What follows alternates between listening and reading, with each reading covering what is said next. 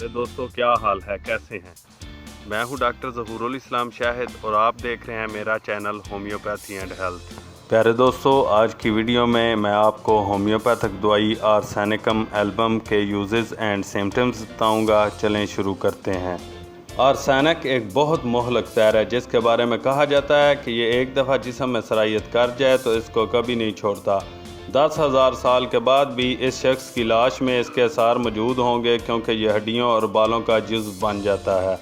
Arsenic जो अलामात पैदा करता है इनमें बेचैनी सबसे नुमाया है। ऐसी बेचैनी अगर जिस्मानी हो तो रिस्टाक्स और ज़हनी हो तो आर्सेनिक दवा है।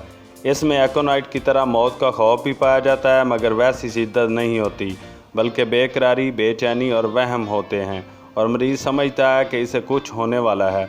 बाज़ औरतों में सदमों और प्रसूती बहारों की वजह से आर्सेनिक की अलामात पैदा हो जाती हैं और वो हर वक्त बेचैनी में मुब्तला रहती हैं। इसका मरीज़ बेहद नाजुक और नफीस मिजाज होता है जो कपड़े की ज़रा सी सिलवट भी बर्दाश्त नहीं कर सकता। कमरे की सब चीज़ें तरतीब और सलीके से रखता है। अगर कोई ज़रा भी छेड़ दे तो गुस्सा से भड़क उठता है। आर्सेनिक के मरीज़ के अखराजात सख्त बदबूदार और मुतफ़न होते हैं। पेचस और असहाल की रंगत स्याही माइल होती है और थोड़ी थोड़ी अजाबत बार बार होती है। बेचैनी की वजह से अंतड़ियों की तिब्बी हरकत मुतासर होती है और बहुत से जहरीले मादे जो कुदरती तौर पर निकल जाने चाहिए वो जिस्म में जज़ब होने लगते हैं, जिनकी वजह से बेचैनी में इजाफ़ा हो जाता है और वक्फा से बाज़ मरीज़ों को तशन्नुज का दौरा होता है।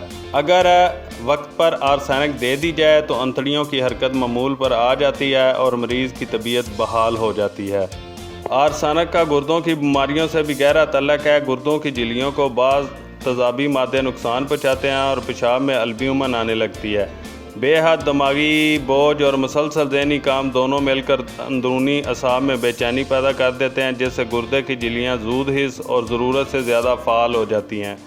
आर्सेनिक के मरीज़ की प्यास भी बेचैनी का मज़हर होती है। घूंट घूंट पानी पीता है लेकिन प्यास बुझती नहीं। असल में ये प्यास है ही नहीं, महज बेचैनी है जिससे बार बार मुंह खुश्क होता है, जिसे तर करने के लिए मरीज़ घूंट घूंट पानी पीता है। अगर बीमारी लंबी हो जाए तो प्यास कुलियतन गायब हो जाती है लेकिन बेचैनी कायम रहती है। इस सूरत में सारा जिस्म बेकरारी से हरकत करता रहता है। अगर जिस्म में ताकत ना हो तो मरीज़ दाएं बाएं सर पटकता है। मुंह खुश्क होने के बावजूद पानी पीने को दिल नहीं चाहता। मरीज़ जलसीमियम के मरीज़ के मुशाबा हो जाता है, लेकिन एक फ़र्क नुमाया है कि जलसीमियम का मरीज़ बेचैन नहीं होता। आर्सेनिक का मरीज़ मुसलसल करवटें बदलता है, थोड़ा थोड़ा पेशाब बार बार करता है।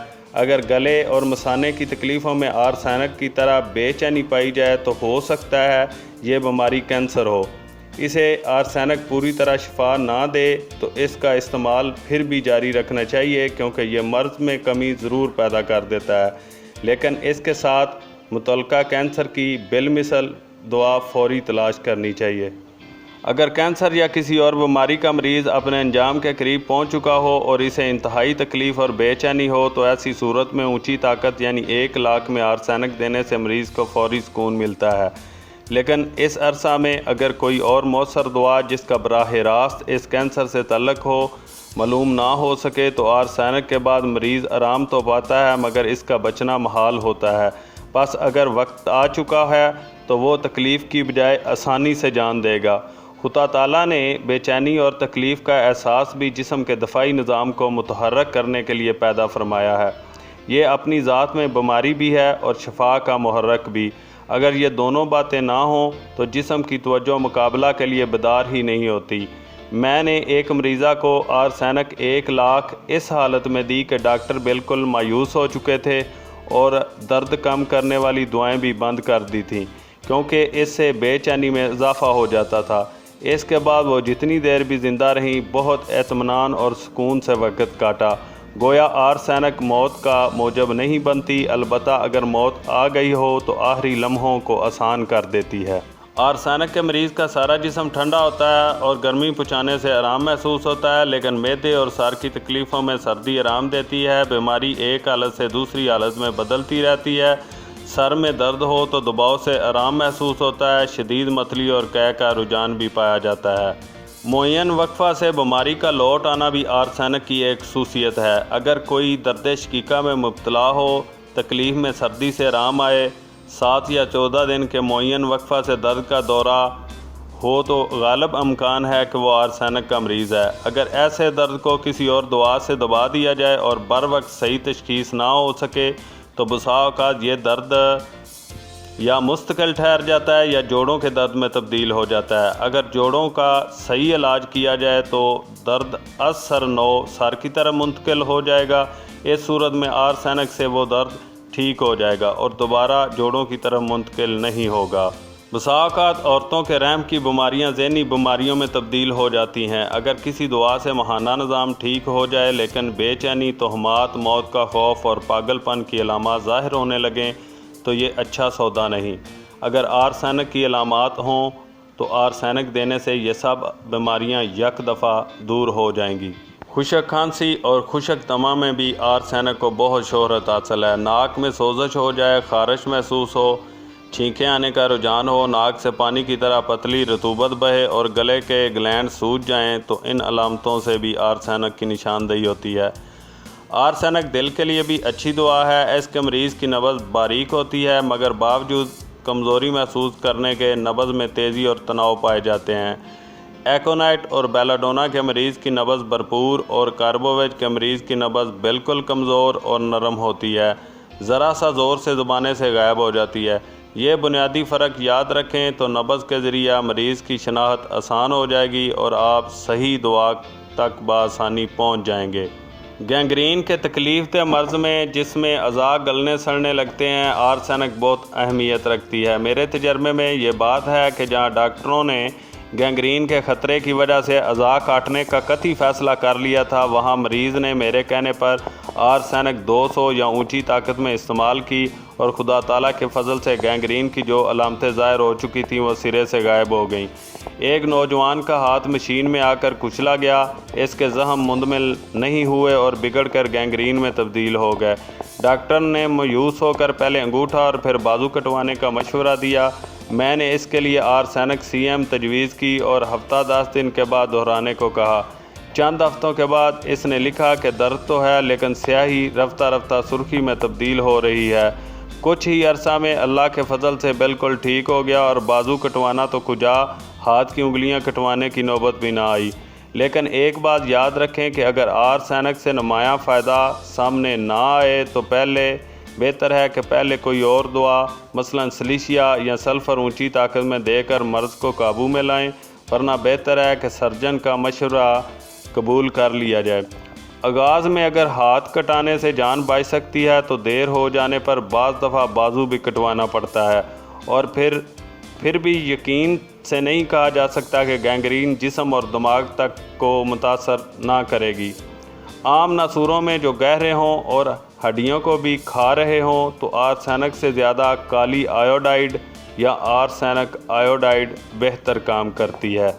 आर्सेनिक की बीमारियां दिन या रात को 12 बजे के बाद शदीद हो जाती हैं। रात को मर्ज़ में इजाफ़ा हो जाता है और मरीज़ खौफ महसूस करता है और अकेला रहना पसंद नहीं करता। तकलीफ़ बहुत बढ़ जाए तो किसी की मौजूदगी भी फ़ायदा नहीं देती। आर्सेनिक के मरीज़ के जिस्म में जगह जगह सोजश की अलामात मिलती हैं, ख्वाह वह बैरूनी हों या अंदरूनी। आँख में भी आर्सेनिक के मरीज़ की सोजश बहुत नुमायाँ होती है जो सारी आँख पर असरअंदाज होती है, लेकिन काली कार में ये सोजश ऊपर के छप्पर तक महदूद रहती है। आपस में सोजश के साथ आँख के नीचे फुलफुली वर्म पैदा हो जाता है। आर्सेनिक के मरीज़ के चेहरे पर भी बाज़ दफ़ा वक़्त से पहले बुढ़ापे के आसार ज़ाहिर हो जाते हैं। ये अलामत सारसप्रेला और चेनम आर्स में आर्सेनिक के मुकाबले पर बहुत ज़्यादा पाई जाती है। अगर प्रोस्टेट ग्लैंड, गुर्दे और मसाने की बीमारियों में आर्सेनिक की अलामात मौजूद हों लेकिन आर्सेनिक अकेली काफ़ी ना हो तो फास्फोरस इसकी मददगार दवा साबित होती है। दोनों को यके बाद दीगरे देना भी मेरे तजर्बे के मुताबिक बहुत मुफीद साबित हुआ है। यही नुस्खा कैंसर में भी बहुत अफाका का मौजब बनता है। यह नुस्खा एक ऐसे मरीज़ पर भी इस्तेमाल किया गया जिसके मुतालिक डॉक्टरों का फ़ैसला था कि 1 हफ़्ते से ज़्यादा ज़िंदा नहीं रहेगा, लेकिन इसे इन दुआओं से नुमायाँ फ़ायदा हुआ और खुदा के ताला के फजल से बाद अज़ां वो 1 साल की मुद्दत तक बग़ैर तकलीफ़ के ज़िंदा रहा। आर्सेनिक की बेचैनी बाज़ दफ़ा पागलपन में तब्दील हो जाती है, ख़ुदकुशी का रुझान पैदा हो जाता है और मरीज़ इस वहम में मुब्तला हो जाता है कि मेरी बख्शिश के दिन गुज़र चुके हैं। अगर मरूजा तिब के ज़रिया ऐसी मरीज़ा की माहवारी का इलाज किया जाए जिसे ज़्यादा खून आता है तो इसकी बीमारी बज़ाहिर दब जाती है, मगर रहम के अंदर सड़ांड के आसार पैदा हो जाते हैं और मुस्तकिल बदबूदार लेसदार मादा या खून के लोथड़े निकलने लगते हैं। इसी तरह दीगर अखराजात को भी इलाज के ज़रिए बंद किया जाए तो बहुत ख़तरनाक असरात ज़ाहिर होते हैं जो बाज़ औक़ात ज़हनी बीमारियों पर मुतनज हो सकते हैं। सारे जिस्म में दर्दें और बेचैनी होती है और जिस्म में ज़हरीले मादे जमा होने लगते हैं जिनके अखराज की कोई सूरत नहीं होती और गुर्दों पर बहुत बुरा असर पड़ने लगता है। ऐसी सूरत में ज़रूरी है कि अखराजात को दोबारा जारी किया जाए। इसमें आर्सेनिक एक अहम दवा है। काली आयोडाइड और आर्सेनिक आयोडाइड को बारी बारी या इकट्ठे मिलाकर देना भी मुफीद है। अलावा अज़ीं सल्फ़र और पायरोजीनियम 200 को मिलाकर देना रहम के अक्सर तफ़नात और इनके नतीजे में बहार या ज़हनी इंतशार को दूर करने में बहुत मुफीद साबित हो सकता है।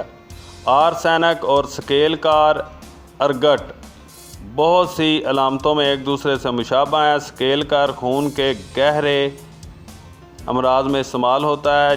जिस बीमारी में भी काले रंग का मुतफ़न खून खारिज होने लगे और स्केल की नुमायाँ अलामत यानी शदीद गर्मी का एहसास मौजूद हो तो ये बसाक़ात तेज़ बहदफ़ साबित होती है। आर्सेनिक से जो अलामतें मिलती हैं इनमें बेचैनी और खून के तफ़नात शामिल हैं, लेकिन एक इम्तियाज़ी फ़र्क यह है कि स्केल कार का मरीज़ शदीद गर्मी महसूस करता है और आर्सेनिक का मरीज़ सख्त सर्दी के एहसास से अपने जिस्म को हर वक्त ढांपता रहता है और आग के पास बैठना पसंद करता है। स्केल का मरीज़ गर्मी महसूस तो करता है मगर इसकी अंदरूनी गर्मी को अफाका भी बैरूनी गर्मी पहुँचाने से होता है। अगर दबाव महसूस हो तो दबाव ही से आराम आता है। सख्त बदबूदार अखराजात, मौत का खौफ और घूंट घूंट पानी पीना, ये तस्वीर जहन को फौरी तौर पर आर्सेनिक की तरफ मुंतकिल करती है। आर्सेनिक की बीमारियों में तकरार पाई जाती है। ख़ास मुअय्यन मुद्दत के बाद मर्ज़ ऊद कर आता है। 4, 7 या 14 दिन के बाद ख़ास वक्फ़ों में मर्ज़ दोहराया जाता है, लेकिन इनके अलावा बाज़ ऐसे अमराज जो बार बार पलट आएँ मसलन मलेरिया वगैरह, इनमें भी आर्सेनिक बहुत मुफीद साबित होती है। मलेरिया की रोकथाम के लिए भी ये बेहतरीन दवा है, लेकिन इसे ऊंची ताकत में मसलन 1000 या 1 लाख ताकत में बहार की अलामतें ज़ाहिर होने से पहले ही रोकथाम की खातर देना चाहिए, बहार के दौरान नहीं देनी चाहिए। हाँ, अगर बहार की अलामतें आर्सेनिक का मुतालबा करें तो बहारों के हमलों के दरमियान जब पहले बहार का ज़ोर टूट चुका हो या टूट रहा हो तो इस वक्त आर्सेनिक बेधड़क दी जा सकती है। नाइट्रोम्योर का भी मलेरिया से गहरा तल्लुक़ है, मगर इसमें भी यही एहतियात लाजम है जो आर्सेनिक के मुतल्लिक़ बयान की गई है। मलेरिया से मुस्तकिल निजात के लिए ऊंची ताकत में आर्निका को भी बड़ी शोहरत हासिल है और ख़ुद मेरे तजर्बे में आर्निका की ये सलाहियत बार बार आई है।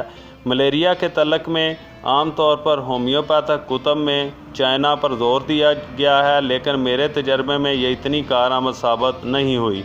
आर्सेनिक और आर्निका दोनों में से बहुत बेहतर दुआएं हैं और इसी तरह हर किस्म के बहार की इब्तदाई अज़ा शिकनी के वक्त ब्रायूनिया और रिस्टाक्स 200 को बारी बारी देना बहुत मुफीद साबित हुआ है। ये असूल बहरहाल हमेशा पेश नज़र रखना चाहिए कि मलेरिया के चढ़ते बहार में दवा नहीं देनी।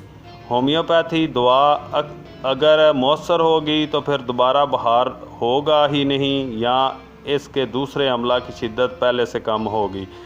इसी तरह अगर बहार का वक़्त बदल जाए यानी बाद में आने की बजाय जल्दी आ जाए या तख़ीर से हो तो बशर्ते कि दोनों सूरतों में बहार का हमला मदहम हो तो ये भी दवा के मौसर होने की ही इलामत है। अगर इलाज के दौरान इन सूरतों में से कोई असर नमूदार ना हो तो फिर या इलाज बदलें या मरीज़ को किसी और मालिज के सुपुर्द करें। बाज़ दफ़ा ऐसे मरीज़ को एलोपैथिक डॉक्टर से इलाज का मशवरा भी देना पड़े तो हर्ज नहीं, क्योंकि जान बचाना अवलीन फरीज़ा है। खुशक दमा मैं जैसा कि पहले ज़िक्र कर चुका हूँ कि आर्सेनिक अच्छा काम करती है और इस ज़मा में भी जिसका तल्लुक़ दिल की कमज़ोरी से हो, दिल की बीमारियों से आर्सेनिक का एक गहरा तल्लुक़ है। मरीज़ के लिए चलना, खुसूसन बुलंदी पर चढ़ना बहुत मुश्किल होता है। चढ़ते वक़्त बहुत तकलीफ़ होती है और जल्द सांस फूलने लगता है। इसी तरह हवाई जहाज़ का सफ़र भी ऐसे मरीज़ के लिए ख़तरनाक नहीं तो मुश्किल ज़रूर होता है। अगर मरीज़ को सफ़र से पहले आर्सेनिक बार बार खिलाया जाए और सफ़र के दौरान भी इस्तेमाल के लिए दिया जाए तो हैरत अंगेज़ फ़ायदा होता है। वज़ा अमल के बाद बाज़ औक़ात पेशाब बंद हो जाता है। इसमें अगरचे कास्टिकम अवलीन दवा है, लेकिन इसकी नाकामी की सूरत में आर्सेनिक को मौका देना चाहिए। गला बैठने में भी आर्सेनिक बहुत मुफीद है। कानों के अंदर जलन और दुखन का एहसास हो, बदबूदार मवाद खारिज हो जिससे खराश पैदा होती हो, नाक में भी जलन हो, आँखों से भी जलन और खराश पैदा करने वाली पानी की रतूबत निकले तो आर्सेनिक से फ़ायदा हो सकता है। आर्सेनिक की अलामतों में मरतूब मौसम में आधी रात के बाद सर्द ग़िज़ा के इस्तेमाल और समंदर के किनारे जाने से इजाफ़ा हो जाता है। गर्मी और गर्म मशरूबात से तकलीफ़ में कमी होती है। आर्सेनिक की मददगार दुआएं हैं रिस्टाक्स, कार्बोवेट, फास्फोरस, थूजा, और इसका असर ज़ाइल करने वाली दुआएं हैं, यानी इसका असर ख़त्म करने वाली दुआएं हैं ओपियम, कार्बोवेट, चैना, हिपरसल, नेक्सोमिका। इसको 30 ताकत से लेकर CM ताकत तक दिया जा सकता है। प्यारे दोस्तों, उम्मीद है कि आपको मेरी ये वीडियो पसंद आई होगी। अगर ऐसा है तो जल्दी से वीडियो को लाइक कर दें, और अगर आप इस तरह की और मज़ीद वीडियो देखना चाहते हैं तो आप मेरे चैनल को सब्सक्राइब कर लें और साथ बेल बटन भी दबा दें ताकि मेरी हर नई आने वाली वीडियो का नोटिफिकेशन आपको मिल सके।